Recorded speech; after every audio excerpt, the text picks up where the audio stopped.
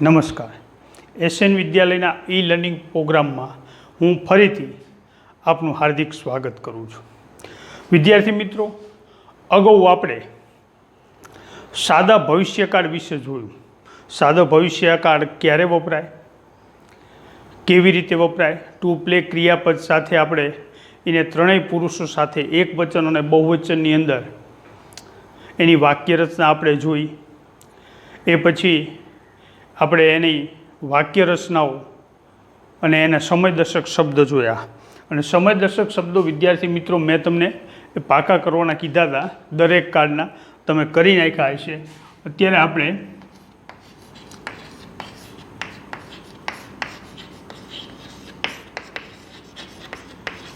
એટલે કે સાદો ભવિષ્યકાળ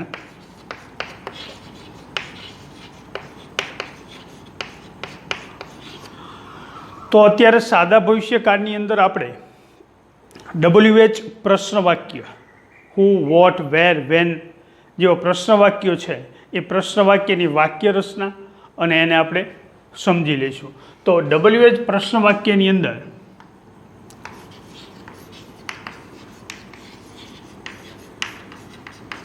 સૌથી પહેલાં આપણે હુ લઈએ. હુ એટલે કે કોણ. વિદ્યાર્થી મિત્રો, આ એક વ્યક્તિદર્શક શબ્દ છે. જ્યારે કોઈ વ્યક્તિ વિશે જાણવાનું હોય ત્યારે આપણે હુનો ઉપયોગ કરીએ છીએ. એટલે કે કોઈ વ્યક્તિ વિશે આપણે જ્યારે જાણતા હોય, ત્યારે જાણવું હોય ત્યારે આપણે એનો હુનો ઉપયોગ કરીએ છીએ. તો આપણે એની વાક્ય રચના જોઈ લઈએ.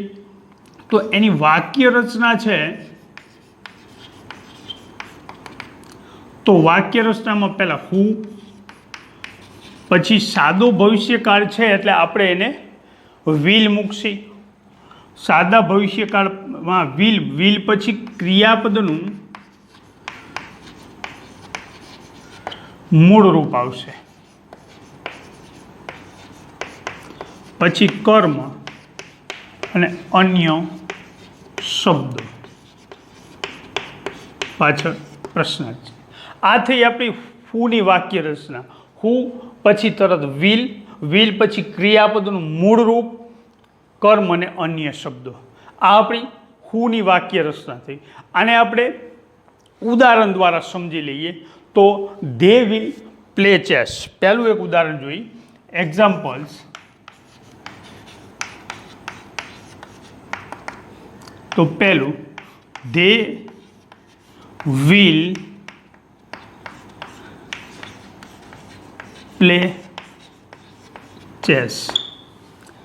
તો અહીંયા દે વિલ પ્લે ચેસ એટલે કે તેઓ ચેસ રમશે. તો કોણથી પ્રશ્ન પૂછી તો કે કોણ ચેસ રમશે? જવાબમાં આપણને દે મળશે. એટલે કોઈ વ્યક્તિઓ વિશે આપણે વાત કરીએ છીએ, એના વિશે જાણીએ છીએ, કોણ રમશે. તો આપણે જે હુથી પ્રશ્ન વાક્ય બનાવી, તો પહેલાં હુ, કારણ કે ધ્યેય વિશે જાણવાનું છે આપણે, એટલે હુથી પ્રશ્ન વાક્ય બનાવી. એટલે પહેલાં હુ પછી તરત જ વિલ, પછી જે ક્રિયાપદનું મૂળ રૂપ છે એ, તો ક્રિયાપદનું મૂળ રૂપ પ્લે, અને પછી છેલ્લે CHESS ચેસ, અને પાછળ પ્રશ્નાર્થ ચિહ્ન ભૂલવાનું નહીં. આથી આપણી હુની વાક્ય રચના. આપણે બીજું એક ઉદાહરણ લઈએ. તો મનુ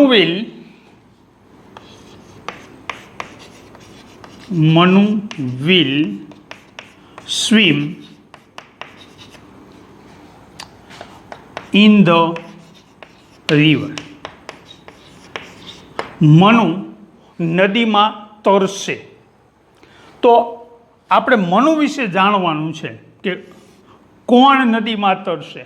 તો કે મનુ. જવાબ આપણને મનુ મળશે. એટલે હુથી પ્રશ્ન વાક્ય બનાવી એટલે આપણને જવાબ કોઈ વ્યક્તિ મળે. તો હુથી પ્રશ્ન વાક્ય બનાવી તો કે હુ પછી તરત જ વિલ પછી ક્રિયાપદનું મૂળ રૂપ. તો અહીંયા સ્વિમ ક્રિયાપદનું મૂળ રૂપ ઇન ધ river. જ્યારે કોઈ વ્યક્તિ વિશે આપણે જાણવાનું હોય ત્યારે આપણે હુથી પ્રશ્ન પૂછીએ છીએ, અને જ્યારે હુથી પ્રશ્ન પૂછીએ ત્યારે આપણને જવાબની અંદર કોઈ વ્યક્તિ મળશે. સમજાઈ ગયું? તો હવે આપણે વોટ જોઈએ.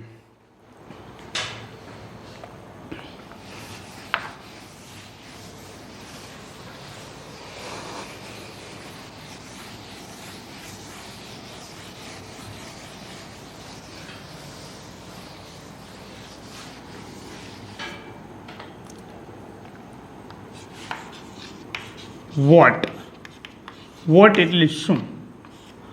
અને આ વસ્તુદર્શક શબ્દ છે. એટલે વોટથી જ્યારે આપણે પ્રશ્ન પૂછીએ ત્યારે જવાબની અંદર આપણને કોઈને કોઈ વસ્તુ મળશે. એટલે વોટ છે એ વસ્તુદર્શક શબ્દ છે. આપણે એની વાક્ય રચના જોઈ લઈએ તો એની વાક્ય રચના છે,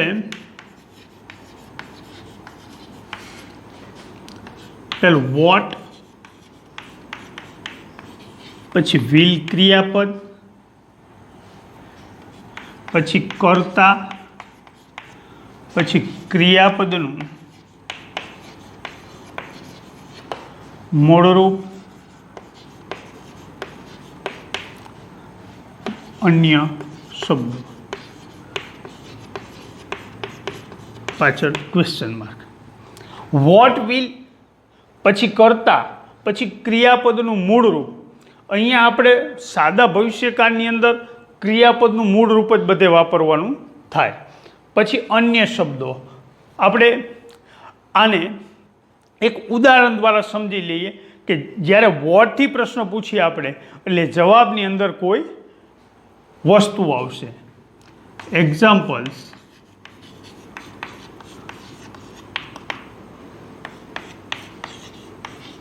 Rohan will buy a pen. Rohan pen ખરીદશે. તો અહીંયા શું ખરીદશે? આપણે શુંથી પ્રશ્ન પૂછીએ એટલે જવાબની અંદર આપણને પેન મળશે, એટલે કે કોઈ વસ્તુ મળશે. શુંથી એટલે કે વોટથી પ્રશ્ન પૂછી એટલે જવાબની અંદર આપણને વસ્તુ મળશે. તો વોટથી પ્રશ્ન બનાવીએ આપણે તો કે વોટ પછી તરત જ વિલ,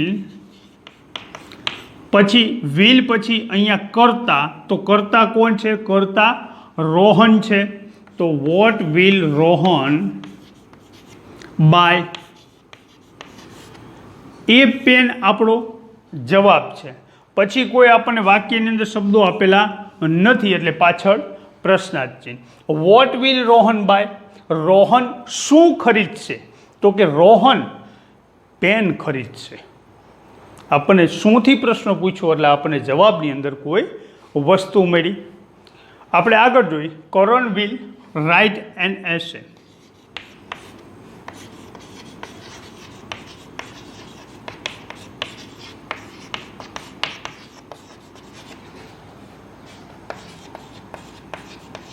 તો અહીંયા કરણ નિબંધ લખશે.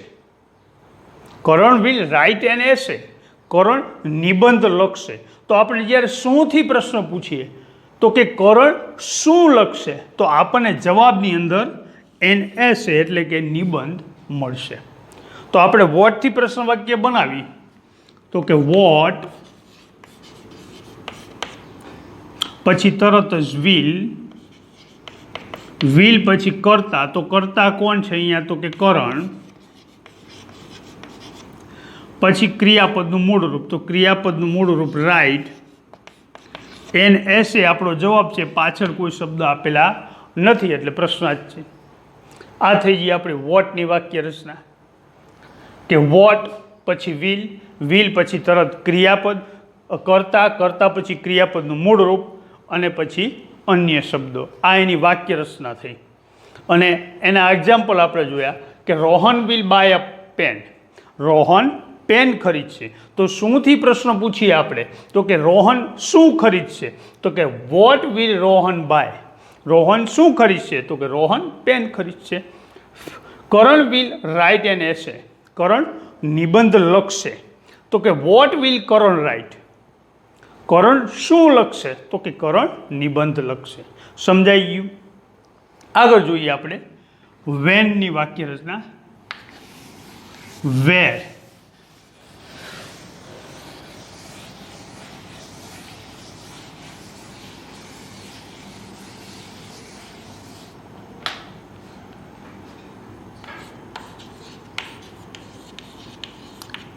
વેર એટલે ક્યાં? સ્થળ દર્શક શબ્દ છે. એટલે વેરથી જ્યારે આપણે પ્રશ્ન પૂછી એટલે આપણને જવાબની અંદર હંમેશા સ્થળ મળે. એટલે વેર છે એ સ્થળ દર્શક શબ્દ છે. વેરથી પ્રશ્ન પૂછવાથી જવાબ હંમેશા આપણને સ્થળ જ મળશે. તો આપણે જોઈએ એની વાક્ય રચના.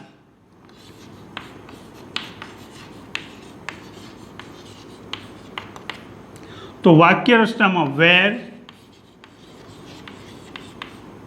વત્તા વિલ વત્તા કર્તા વત્તા ક્રિયાપદનું મૂળરૂપ વત્તા કર્મ અન્ય શબ્દો. પાછળ પ્રશ્ન છે. આ થઈ આપણે વેરની વાક્ય રચના. વેર પછી વિલ, વિલ પછી કર્તા, કર્તા પછી ક્રિયાપદનું મૂળરૂપ, પછી કર્મ અને અન્ય શબ્દ. તો આપણે આને ઉદાહરણ દ્વારા, એક્ઝામ્પલ દ્વારા સમજી લઈએ.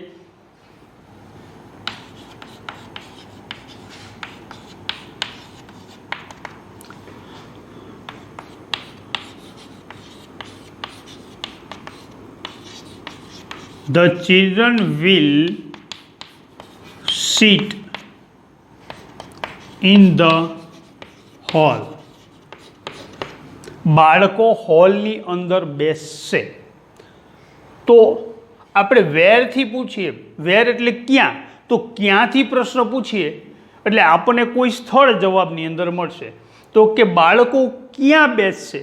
તો ક્યાં એટલે કે ઇન ધ હોલ, હોલમાં બેસશે. તો વેરથી પ્રશ્ન પૂછ્યો આપણે એટલે કે ક્યાંથી પ્રશ્ન પૂછ્યો એટલે આપણને જવાબની અંદર શું મળ્યું? સ્થળ મળ્યું. તો આપણે વેરથી પ્રશ્ન પૂછીએ તો કે વેર, વેર પછી તરત જ વિલ, વિલ પછી કર્તા. તો આ વાક્યની અંદર કર્તા કોણ છે? તો કે ધ ચિલ્ડ્રન. તો કે ધ ચિલ્ડ્રન. પછી ક્રિયાપદનું મૂળરૂપ. તો અહીંયા આપણે વિલ આપેલું છે વાક્યમાં, તો અહીંયા ક્રિયાપદનું મૂળરૂપ જ આપેલું હોય આપણે, તો કે ક્રિયાપદનું મૂળરૂપ. પછી ઇન ધ હોલ, એ તો આપણો જવાબ છે. તો પ્રશ્નમાં એ જવાબને તો લખવાનો આવે નહીં, તો પાછળ કોઈ શબ્દ આપેલા નથી એટલે ક્વેશ્ચન માર્ક. તો કે where will the children sit? બાળકો ક્યાં બેસશે? તો કે the children will sit in the hall. બાળકો હોલની અંદર બેસશે. વેરથી પ્રશ્ન પૂછ્યો એટલે આપણને જવાબ કોઈ ને કોઈ સ્થળ મળશે. બીજું લઈએ આપણે. My mother will go to the temple. મારા મમ્મી મંદિરે જશે. તો આપણે ક્યાંથી પ્રશ્ન પૂછી તો આપણને જવાબ સ્થળ મળશે. તો કે મારા મમ્મી ક્યાં જશે? તો ક્યાંથી પ્રશ્ન પૂછ્યો એટલે આપણને સ્થળ મળ્યું ટુ ધ ટેમ્પલ. તો આ સ્થળ થયું. તો વેરથી પ્રશ્ન પૂછી, વેર, વેર પછી તરત વિલ, પછી કર્તા. તો અહીંયા કર્તા કોણ છે? My mother.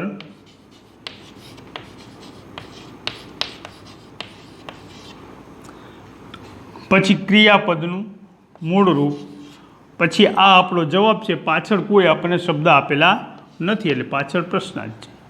તો કે where will my mother go? મારા મમ્મી ક્યાં જશે? તો ક્યાંથી પ્રશ્ન પૂછો એટલે આપણને જવાબ મળશે સ્થળ. તો my mother will go to the temple. તો અહીંયા go to the temple, temple મંદિર, એ સ્થળ આપણને જવાબની અંદર મળ્યું. પહેલું જુઓ, તો the children will sit in the hall, તો કે where will the children sit, બાળકો ક્યાં બેસશે, તો ક્યાંથી પ્રશ્ન પૂછ્યો, વેરથી પ્રશ્ન પૂછ્યો એટલે આપણને ઇન ધ હોલ એ સ્થળ જવાબમાં મળ્યો. અહીંયા where will my mother go, મારા મમ્મી ક્યાં જશે, તો કે to the temple, my mother will go to the temple, to the temple આપણને જવાબ મળ્યો એટલે કે સ્થળ જવાબની અંદર મળ્યું. તો વેરથી પ્રશ્ન પૂછીએ એટલે આપણને કોઈ ને કોઈ સ્થળ જવાબની અંદર મળશે. સમજાઈ ગયું? તો આગળ આપણે વેનથી શરૂઆત, વેન જોઈએ આપણે.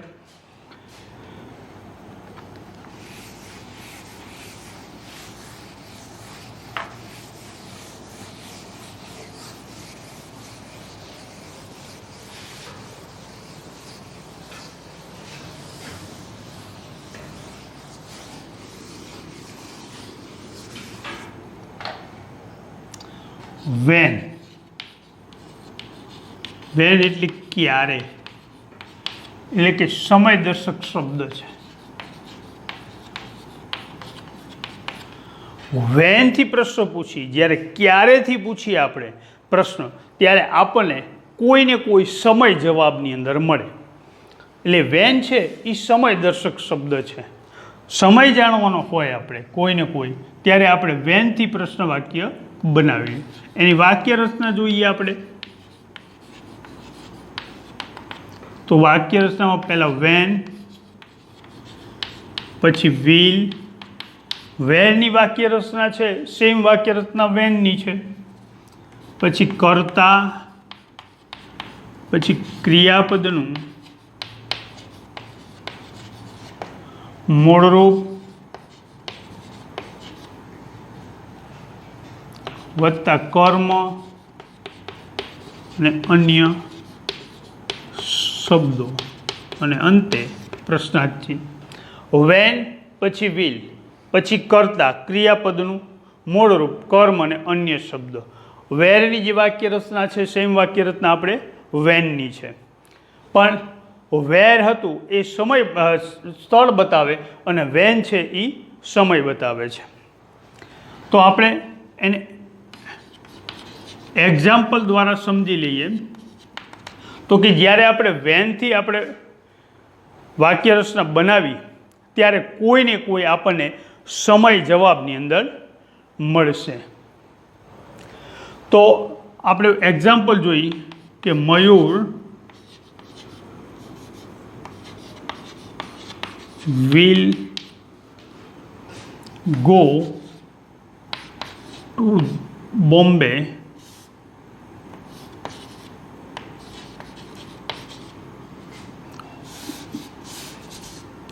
Mumbai next Sunday. તો અહીંયા Mayur will go to Mumbai next Sunday. તો આપણે ક્યારેથી પ્રશ્ન પૂછીએ, વેનથી પ્રશ્ન પૂછીએ તો કે મયુર ક્યારે મુંબઈ જશે, તો આપણને જવાબની અંદર કોઈને કોઈ સમય મળશે. નેક્સ્ટ સન્ડે આવતા રવિવારે એ આપણને સમય મળ્યો. તો આપણે વેનથી જ્યારે પ્રશ્ન પૂછીએ ત્યારે આપણને જવાબ હંમેશા સમય મળશે.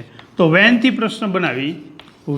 વેન પછી તરત જ વિલ પછી કર્તા. તો કર્તા કોણ છે અહીંયા, તો કે મયુર. પછી ક્રિયાપદનું મૂળરૂપ, તો ક્રિયાપદનું મૂળરૂપ ગો. પછી કર્મ અને અન્ય શબ્દો, તો અહીંયા ટુ મુંબઈ.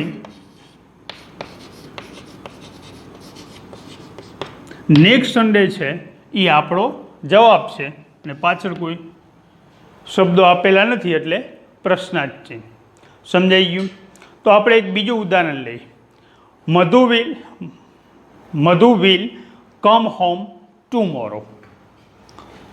બીજું, મધુ વિલ કમ હોમ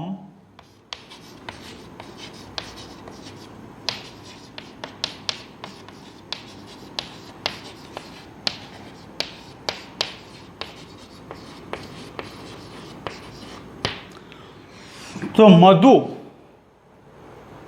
આવતીકાલે ઘેર આવશે. તો ક્યારેથી પ્રશ્ન પૂછીએ એટલે આપણને સમય જવાબની અંદર મળશે. તો મધુ ક્યારે ઘેર આવશે? તો કે આવતીકાલે આપણને જવાબ મળે. તો આ એક સમય થયો, આવતીકાલ સમય થયો. તો કે મધુ ક્યારે ઘરે આવશે? તો કે આવતીકાલે.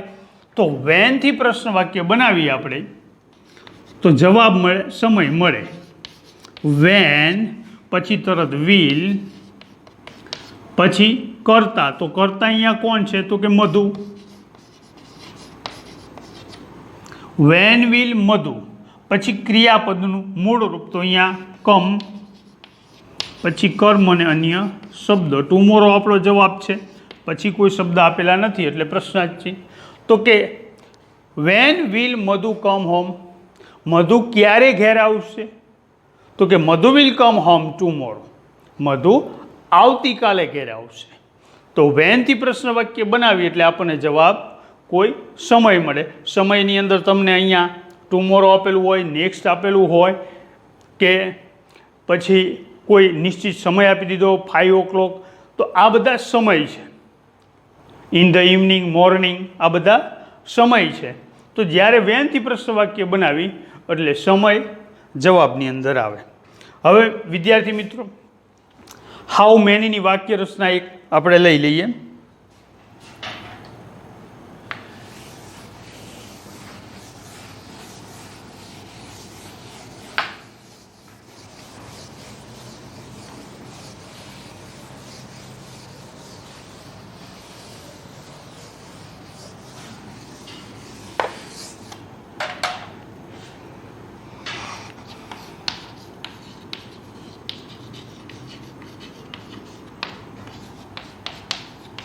હાઉ મેની એટલે કેટલા.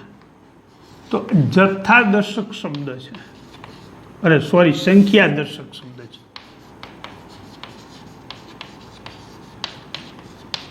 સંખ્યાદર્શક શબ્દ. હાઉ મેની એટલે કેટલા.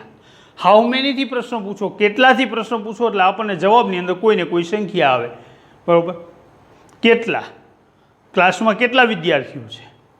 કેટલા એટલે કે ક્લાસની અંદર જે વિદ્યાર્થીઓ હોય કે 45ની સંખ્યા, 40ની સંખ્યા હોય તો એ 40 સંખ્યા આપણને જવાબની અંદર મળે. હાઉ મેનીથી પ્રશ્ન પૂછો એટલે આપણને સંખ્યા જવાબની અંદર મળે. હાઉ મેની ગણી શકાય એવી વસ્તુ માટે વપરાય છે. એટલે ગણી શકાય તો આપણને જવાબ સંખ્યા જ મળવાનો છે. તો હાઉ મેનીની વાક્ય રચના જોઈ લઈએ.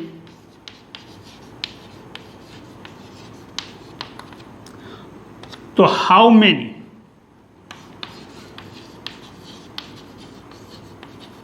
હાઉ મેની પછી કર્મ આવશે,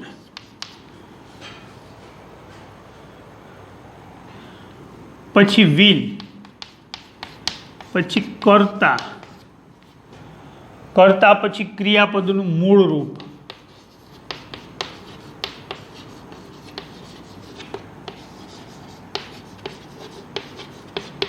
પછી અન્ય શબ્દો અને અંતે પ્રશ્નાર્થ.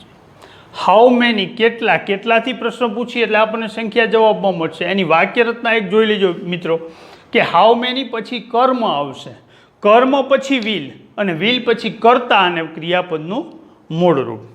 જોઈએ આપણે એક્ઝામ્પલ.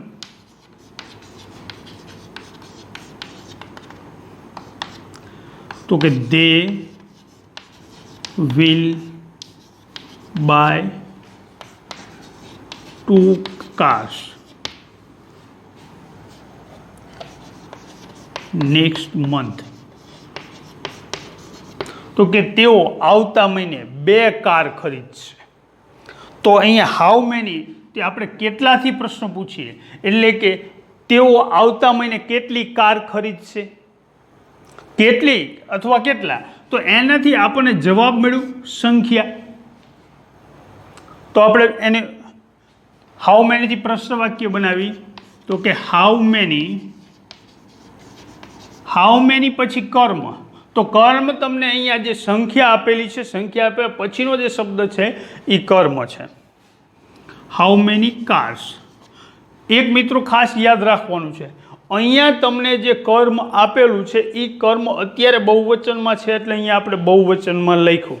પણ જ્યારે અહીંયા તમને સિંગ્યુલર એટલે કે એક વચનની અંદર કર્મ આપેલું હોય ત્યારે હાઉ મેનીથી જ્યારે પ્રશ્ન વાક્ય બનાવી ત્યારે જે કર્મ આપણે મૂકી છીએ કર્મ હંમેશા બહુવચનમાં મૂકવાનું. હાઉ મેની કાર્સ, પછી વિલ, પછી કર્તા, તો અહીંયા કર્તા કોણ છે તો કે દે, પછી ક્રિયાપદનું મૂળ રૂપ તો બાય, પછી અન્ય શબ્દો તો કે નેક્સ્ટ મંથ અને પાછળ પ્રશ્નાર્થ છે. સમજાઈ ગયું? તો હવે આપણે હાઉ મચ લઈએ.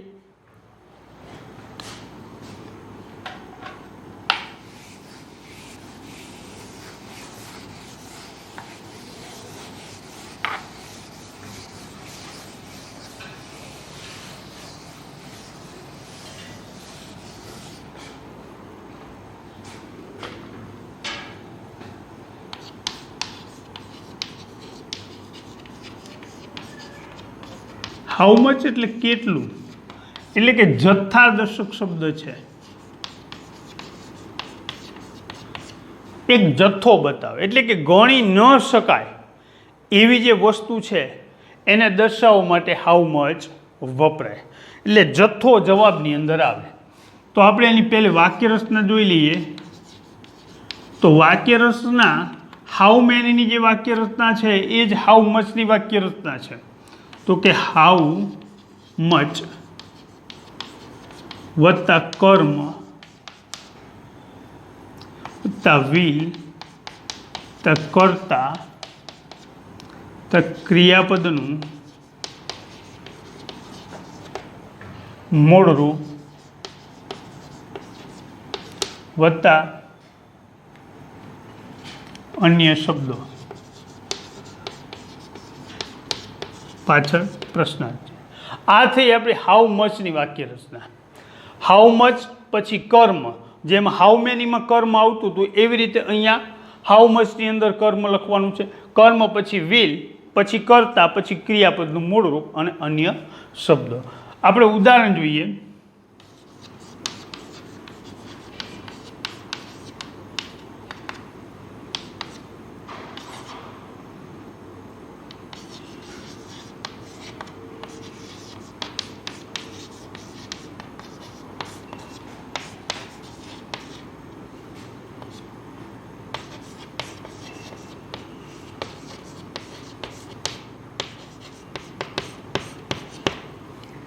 તો અહીંયા Saroj will drink 2 glasses of milk.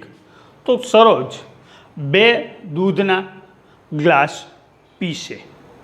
તો અહીંયા કેટલું દૂધ પીશે તો કે 2 ગ્લાસ દૂધ પીશે. તો અહીંયા આપણે કેટલું એટલે આપણને જથ્થો મળ્યો. કેટલું દૂધ પીશે તો કે 2 ગ્લાસ ભરીને દૂધ, જથ્થો મળ્યો આપણને જવાબની અંદર. તો કે 2 ગ્લાસીસ ઓફ મિલ્ક. તો અહીંયા જવાબ મળશે 2 ગ્લાસીસ ઓફ મિલ્ક, કે 2 ગ્લાસ ભરી અને દૂધ પીશે. તો હાઉ મચથી આપણે જ્યારે પ્રશ્ન વાક્ય બનાવી તો હાઉ મચ પછી કર્મ. તો અહીંયા કર્મ મિલ્ક છે. તો ખાસ યાદ રાખવાનું છે વિદ્યાર્થી મિત્રો, હાઉ મેનીમાં મેં કીધું કે કર્મ છે એ હંમેશા બહુવચનમાં વપરાય છે, પણ અહીંયા હાઉ મચમાં કર્મ છે એ એક વચનમાં આવશે. અહીંયા હાઉ મચની અંદર કર્મ એક વચનમાં, કારણ કે જે જથ્થો છે એનું બહુવચન થતું નથી. પાણી તો પાણીનું બહુવચન થશે, મિલ્ક અહીંયા દૂધ છે તો દૂધનું બહુવચન થશે નહીં, થાય. એટલે એ કર્મ છે એ એક વચનમાં જ આવશે. હાઉ મચ મિલ્ક, પછી વિલ, પછી કર્તા. તો કર્તા કોણ છે તો કે સરોજ, પછી ક્રિયાપદનું મૂળ રૂપ તો ડ્રિંક, પાછળ પ્રશ્નાર્થ છે. તો કે સરોજ કેટલું દૂધ પીશે તો કે સરોજ 2 ગ્લાસ ભરી અને દૂધ પીશે. ખ્યાલ આવી ગયો વિદ્યાર્થી મિત્રો? તો અહીંયા આપણો સાદો ભવિષ્યકાળ છે એની આપણે WH ક્વેશ્ચન વાક્ય રચના પૂરી કરીએ છીએ. ફરીથી મળશું આપણે નવા વિડીયોની અંદર એક નવા જ ચેપ્ટર સાથે. ત્યાં સુધી નમસ્કાર.